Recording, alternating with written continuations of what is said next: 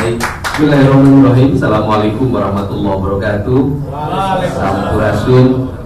Yang saya hormati, ini di Indonesia itu ada raja, yaitu berasal dari Garut, namanya Raja Jajuli. Terima kasih hadir di sini Pak Ketua DPD PSI Jawa Barat, semua jajaran pengurus. Saya mengucapkan terima kasih dan rasa hormat yang setinggi-tingginya buat seluruh jajaran DPP PSI yang memberikan kontribusi bagi rakyat Jawa Barat dengan mengusung pasangan Deddy Mulyadi dan Erwan Setiawan. Dan pasangan ini mengambil angle pasangan dermawan, Deddy Mulyadi, Erwan Setiawan. Dan tentunya saya paham betul apa yang menjadi orientasi dan visi PSI, yaitu membangun sebuah peradaban dalam hidup masyarakat yang menjunjung tinggi semangat kebinekaan dan dengan mengedepankan toleransi.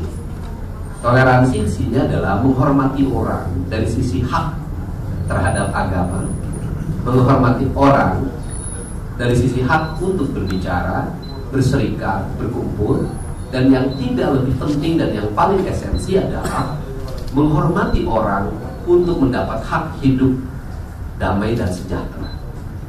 Karena tidak akan pernah ada kerukunan, tidak akan pernah ada kebinekaan tanpa ada kesejahteraan. Maka seluruh orientasi kesejahteraan itu berangkat dari akar kebinekaan, bukan hanya terbatas pada simbol-simbol kebinekaan. Simbol-simbol kebinekaan itu penting, tetapi substantif dari kebinekaan itu jauh lebih penting. Substansi dari kebinekaan adalah disiapkannya ruang-ruang bineka. Ruang bineka itu disebutnya keanekaragaman. Dalam ilmu biologi itu ada keanekaragaman hayati dan keanekaragaman nabati. Keanekaragaman hewani yang disebutnya ekosistem kehidupan. Maka orientasi visi saya ke depan adalah mengembalikan kembali agar ekosistem kehidupan itu bisa hidup. Bagaimana ekosistem air itu hidup, bagaimana ekosistem gunung itu hidup, bagaimana ekosistem sawah itu hidup, bagaimana ekosistem laut itu hidup. Karena dengan kehidupan yang setara dan seluruh ekosistem itu akan tercipta harmoni. Harmoni dalam perspektif ideologi yang dulu dianggap sangat tradisi dan sangat leluhur dalam kaidah Sunda adalah perspektif yang disebut dengan silih asa, silih asi, silih asu. Kemudian dalam perspektif yang berikutnya itulah ideologi Siliwangi. Ideologi Siliwangi adalah ideologi yang menjaga keutuhan negara dengan menjaga keutuhan kehidupan. Bukan hanya kehidupan kultur manusia, tetapi kehidupan kultur hewani, nabati. Ini penting yang dilupakan oleh kita. Karena berangkat dari kultur hewani dan nabati akan tercipta ekosistem kehidupan yang saling menghidupi, bukan saling membunuh, bukan saling menjegal, bukan saling menghancurkan, tetapi saling menghidupkan. Dan esensi dari semua itu akan bermuara pada satu titik. Dalam kaidahnya Abah, itu ada kiai besar di Jawa Barat, Abah Anom, itu akan titik pada satu titik la ilaha illallah. Dan titik la ilaha illallah itu akan tersublimasi dalam spirit hidup itu berkeadilan sosial bagi seluruh rakyat Indonesia. Dalam keadilan itu adalah spirit ketuhanan, spirit la ilaha illallah. Inilah prinsip-prinsip dasar yang mungkin dilupakan dalam perspektif pembangunan di Jawa Barat hari ini, dan itu akan menjadi sentuhan. Maka saya akan memulai pembangunan di Jawa Barat dengan melakukan perubahan secara mendasar tentang tata ruang dengan 4 dimensi kebinekaan culture. Ada Sunda Kulon, yaitu wilayahnya Bogor, sebagian Sukabumi. Ada Sunda Priangan, kita sudah tahu. Priangan ada Priangan Timur, kemudian ada Sunda Cirebonan, Majalengka, Indramayu, dan itu Pantura sampai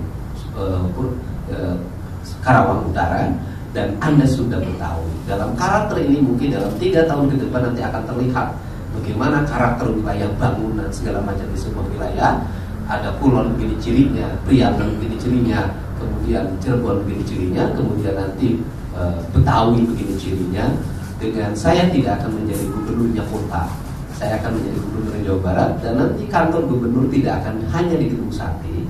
Saya tidak akan ngantor di Gedung Sate dalam setiap hari. Tapi nanti ada kantor gubernur di wilayah Cirebon, sudah ada kantor ex-presidenan zaman dulu. Ada kantor gubernur di wilayah Purwakarta, itu ada ex-presiden zaman dulu.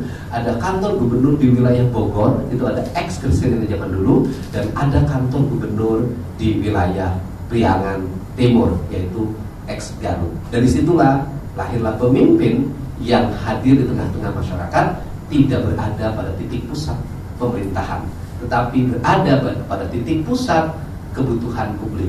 Publik butuh, di situ ada pemimpinnya. Karena tugas pemimpin hadir pada sebuah kebutuhan.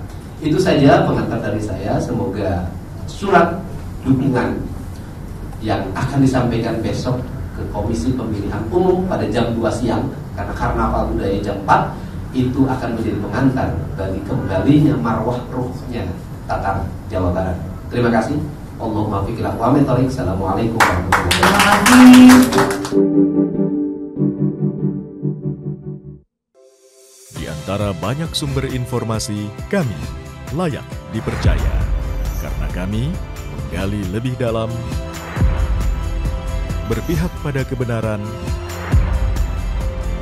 berpegang pada data dan fakta, agar layak Anda jadikan referensi. Kompas TV, independen, terpercaya.